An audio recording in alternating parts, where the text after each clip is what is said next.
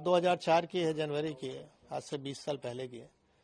और मुख्तार अंसारी का जो भय का साम्राज्य था वो चरम पे था, और सरकार द्वारा जब समर्थन ऐसे माफियाओं को हो जाए तो आप समझ सकते हैं। मैंने अभी आपसे कहा कि वो खुली जीप में मऊ दंगों में घूमता था, जहां कर्फ्यू लगा है, किसी की हिम्मत नहीं हुई उसके प्रति कुछ बोल दे, कार्रवाई की तो छोड़ दीजिए। और उस समय मैंने लाइट मशीन गन रिकवर की। आज तक उत्तर प्रदेश में केवल एक ही रिकवरी है, न उसके पहले कभी हुई, न 20 साल हो गया अब तक हुई है। और उसमें पोटा भी लगाया, क्योंकि पोटा एग्जिस्ट करता था। तो मैंने स्टैंड लिया उसके प्रति कि नहीं, ये गलत है और ये इसको जेल जाना होगा। लेकिन मुलायम सिंह की सरकार तत्कालीन अल्पमत की सरकार थी, किसी भी कीमत पे इसको बचाना चाहते थे, और उन्होंने अंत में हम लोग पर प्रेशर बनाया, अधिकारियों पर प्रेशर बनाया।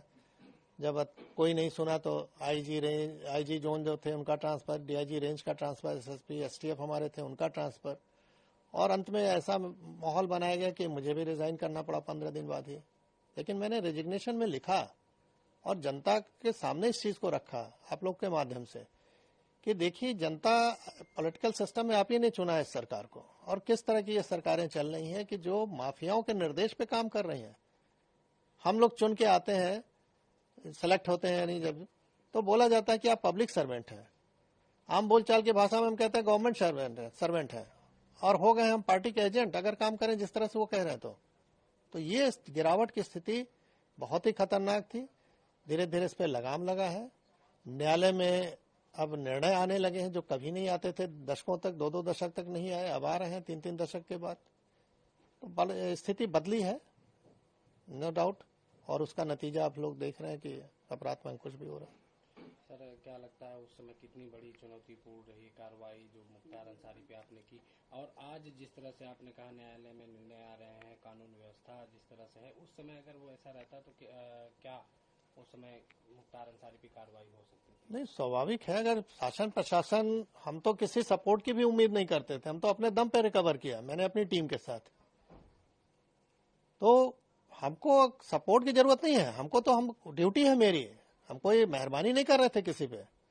हमारी ड्यूटी है कि ऐसे असामाजिक तत्वों को रोका जाए जो जनता के लिए कहर बन सकते हैं। तो मैं तो अपनी ड्यूटी कर रहा था। अगर मुझे ये ड्यूटी केवल करने दिया जाता, मुझे सपोर्ट की कोई जरूरत नहीं। सपोर्ट तो सिस्टम बना हुआ है गवर्नमेंट के कि हमको फोर्स दे रखा है, हमको आर्म्स एम्युनिशन दे रखा है।